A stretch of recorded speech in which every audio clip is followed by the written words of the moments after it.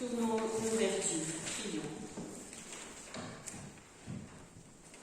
Seigneur, au moment où nous nous préparons à écouter ta parole, viens creuser en nous une place pour cette parole que tu vas nous dire.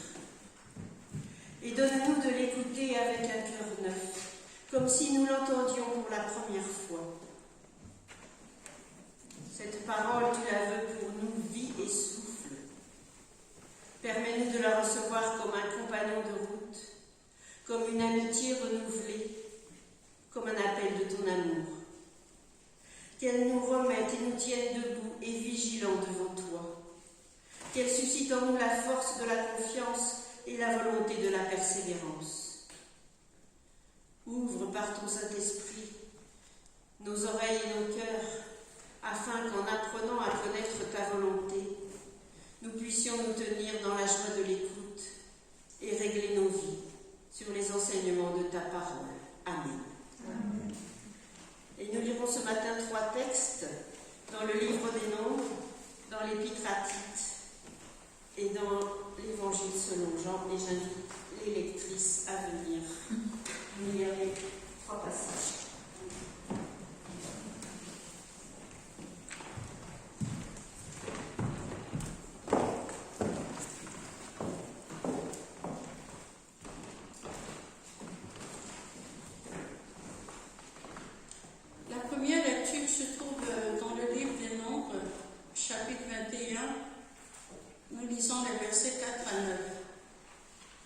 Ils partirent de hors la montagne par le chemin de la mer des Joncs pour contourner Édom. En route, le peuple perdit patience et parla contre Dieu et contre Moïse. « Pourquoi nous avez-vous fait monter d'Égypte si nous devons mourir dans le désert? Il n'y a ici ni pain, ni eau, et nous avons pris en route ce pain méprisable. » Alors le Seigneur envoya contre le peuple des serpents brûlants. Ils mordirent le peuple, et il mourut beaucoup de gens en Israël. Le peuple vint trouver Moïse et dit : « Nous avons péché, nous avons parlé contre le Seigneur et contre toi. Prie le Seigneur pour qu'il éloigne de nous ces serpents. » Moïse pria pour le peuple. Le Seigneur dit à Moïse : « Fais-toi un serpent brûlant et place-le sur une perche. Quiconque a été mordu et le verra restera en vie. » Moïse fit un serpent en bronze et le plaça sur la perche. Si quelqu'un était mordu par un serpent et regardait le serpent de bronze, il restait en vie.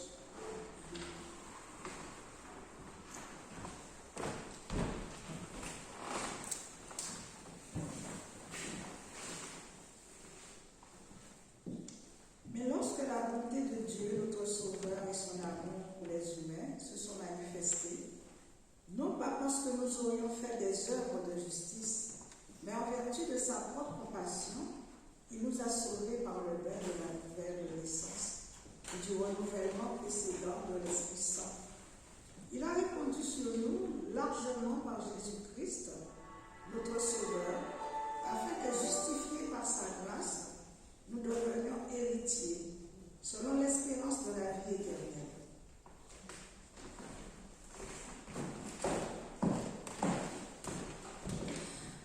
Pendant qu'il était à Jérusalem, à la fête de la Pâque, beaucoup mirent leur foi en son nom, à la vue des signes qu'il produisait. Mais Jésus, lui, ne se fiait pas à eux, parce qu'il les connaissait tous et parce qu'il n'avait pas besoin qu'on lui présente un témoignage sur l'homme. Lui-même connaissait ce qui était dans l'homme. Or, il y avait parmi les pharisiens un chef des Juifs du nom de Nicodème. Celui-ci vint le trouver de nuit et lui dit : « Rabbi, nous savons que tu es un maître venu de la part de Dieu, car personne ne peut produire les signes que toi tu produis, si Dieu n'est pas avec lui. » Jésus lui répondit : « Amen, amen, je te le dis, si quelqu'un ne naît pas de nouveau, il ne peut voir le règne de Dieu. » Nicodème lui demanda : « Comment un homme peut-il naître quand il est vieux? Peut-il entrer une seconde fois dans le ventre de sa mère pour naître ?» Jésus lui répondit : « Amen, amen, je te le dis, si quelqu'un ne naît pas d'eau et d'esprit, il ne peut entrer dans le royaume de Dieu.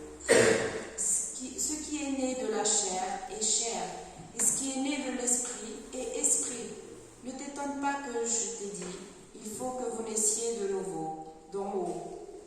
Le vent souffle où il veut, tu l'entends, mais tu ne sais pas d'où il vient ni où il va. Il en est ainsi de quiconque est né de l'Esprit. Nicodème reprit, « Comment cela peut-il advenir ?» Jésus lui répondit, « C'est toi qui es maître au ciel, en Israël, et tu ne sais pas cela ? Amen, amen, je te le dis, nous disons ce que nous savons, et nous témoignons de ce que nous avons vu, et vous ne recevez pas notre témoignage. Si vous ne croyez pas alors que je vous ai parlé des choses terrestres, comment croirez-vous si je vous parle des choses célestes ? Personne n'est monté au ciel, sinon celui qui est descendu du ciel, le Fils de l'homme. Et comme Moïse éleva le serpent dans le désert, il faut de même que le Fils de l'homme soit élevé, pour que quiconque croit ait en lui la vie éternelle.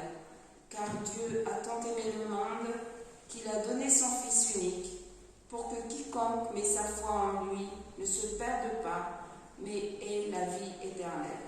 Amen. Amen.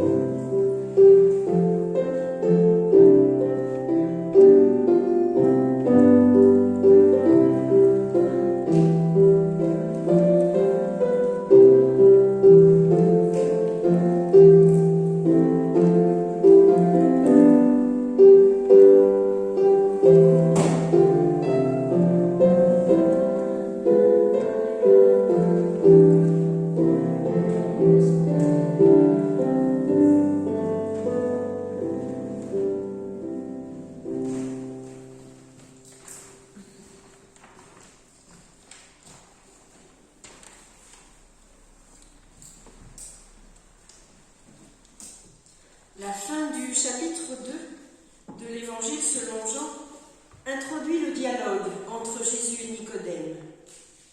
Jésus, nous dit Jean, connaissait ce qui était dans l'homme.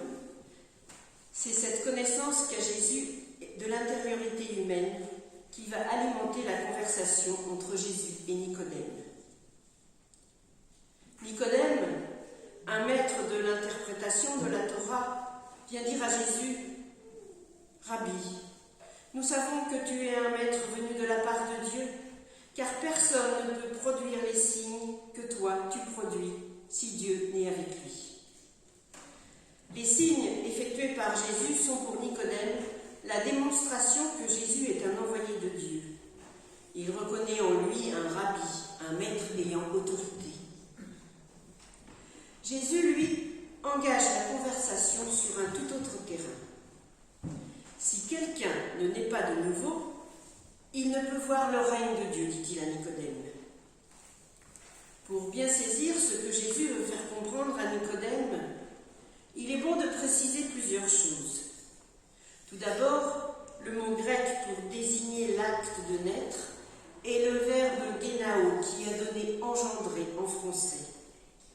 La racine du mot est de la même racine que génédis qui a donné la genèse et qui a un sens de commencement. Naître exprime donc l'idée d'un commencement, l'idée de quelque chose de nouveau.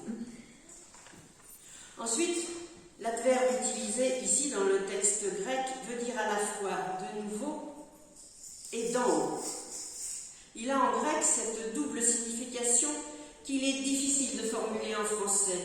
Il faudrait dire de nouveau d'en haut ou d'en haut de nouveau. D'ailleurs, dans la traduction de la Nouvelle Bible Seconde, dans laquelle nous avons lu ce texte, les deux termes sont employés au verset 7. Ils sont séparés par un tiret. Ne t'étonne pas que je t'ai dit « il faut que vous naissiez de nouveau », d'en haut. Dans la traduction œcuménique de la Bible, selon les années d'édition, c'est le sens d'en haut qui a été retenu dans les deux versets, ou bien de nouveau au verset 3 et d'en haut au verset 7. Et Chouraki, lui, traduit d'en haut aux deux versets. La naissance dont parle Jésus est une naissance qui vient d'en haut, une naissance qui vient de Dieu. Et parce que cette naissance est de Dieu, elle est de l'ordre de la nouveauté. Enfin, le verbe « voir » utilisé par Jean lorsque Jésus parle de « voir le règne de Dieu » a un sens plus précis que notre mot français. Il signifie voir pour comprendre, pour connaître, pour faire l'expérience de quelque chose. Pour faire l'expérience du règne de Dieu, il faut passer par cette naissance, cet engendrement qui vient de Dieu, ce commencement nouveau qui mène à un autre parcours de vie. En s'adressant ainsi à Nicodème, Jésus veut l'ouvrir à une autre perspective que celle qu'il était venu chercher. Nicodème est venu vers Jésus avec son savoir, sa grande connaissance de la Torah. Nicodème sait. Nous savons que tu es un maître venu de la part de Dieu, dit-il. Nicodème sait plus qu'il ne croit. Jésus veut lui montrer que le savoir n'est pas suffisant pour s'approcher de Dieu. Pour cela, il va mettre Nicodème en mouvement dans son être intérieur. Il va le faire réagir en lui disant « Si quelqu'un ne naît pas de nouveau, d'en haut, il ne peut faire l'expérience du règne de Dieu. » Jésus lui montre que la présence de Dieu est au-delà des signes. Elle ne se révèle pas au travers du savoir, mais dans ce qui est vécu. Jésus continue donc. « Si quelqu'un ne naît pas d'eau et d'esprit, il ne peut entrer dans le royaume de Dieu.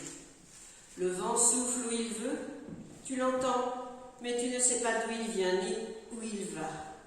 Il en est ainsi de quiconque est né de l'esprit. » Jésus compare la personne née de l'esprit au vent libre et imprévisible qu'on ne voit pas mais qu'on entend.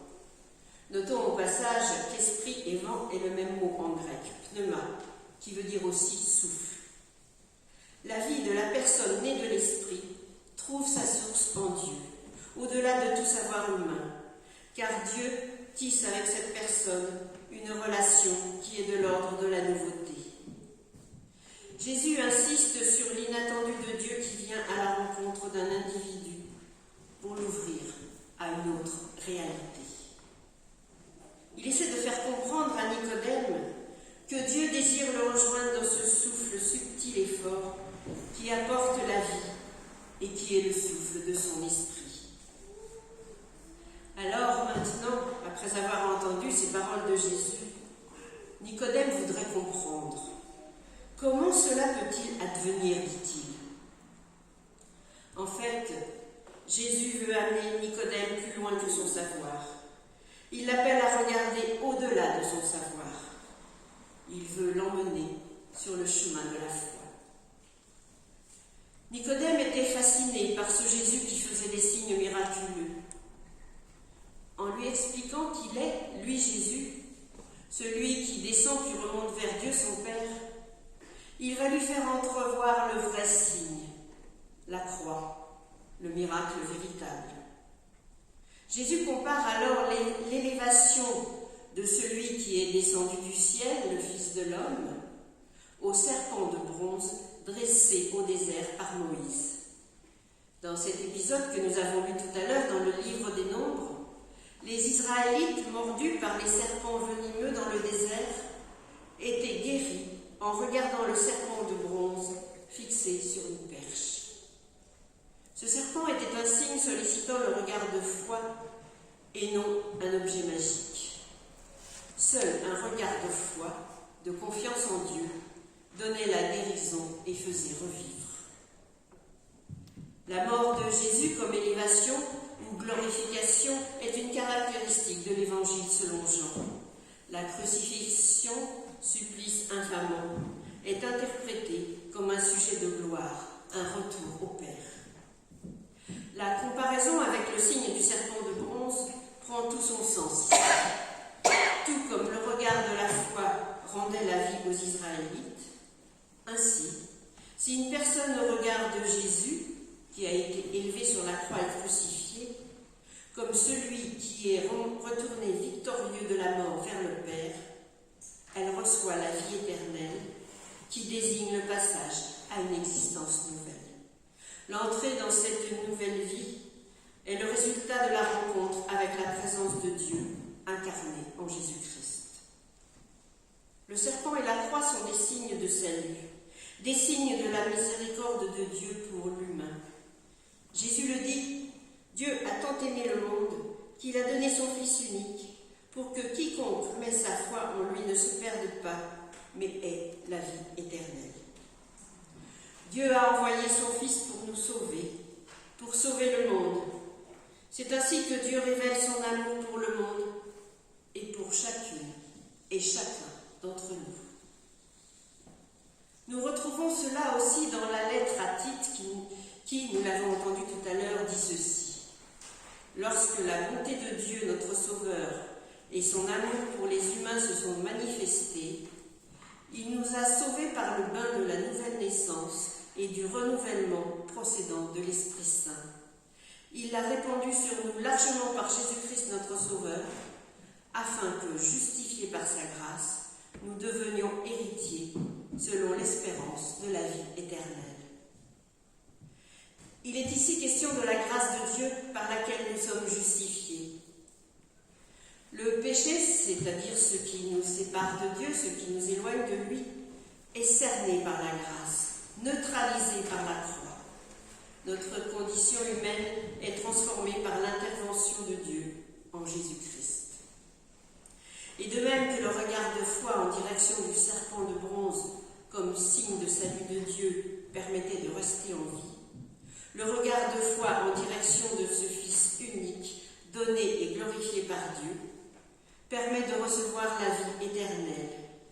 Vie éternelle qui, selon l'évangéliste Jean, n'est pas une vie qui sera donnée seulement à la fin des temps, mais qui est déjà donnée dans le présent. La vie éternelle, que le théologien Jean Zumstein appelle la vie de plénitude, est la vie en communion avec Dieu, la vie vécue dans sa présence. Frères et sœurs, ce matin encore, tout comme il l'a fait avec Nicodème, Jésus veut nous emmener toujours plus loin sur le chemin de la foi. Il nous invite à regarder bien au-delà de notre savoir pour vivre pleinement la présence de Dieu dans nos existences. Il nous invite à passer du savoir à la foi, à accueillir la miséricorde de Dieu et vivre de sa grâce. Pour cela, il nous faudra laisser l'Esprit de Dieu venir toucher l'intime de notre être et ainsi faire plus ample connaissance avec le Christ, qui est celui qui nous permet de renouer le contact avec le Dieu amour et d'instaurer avec lui une relation nouvelle.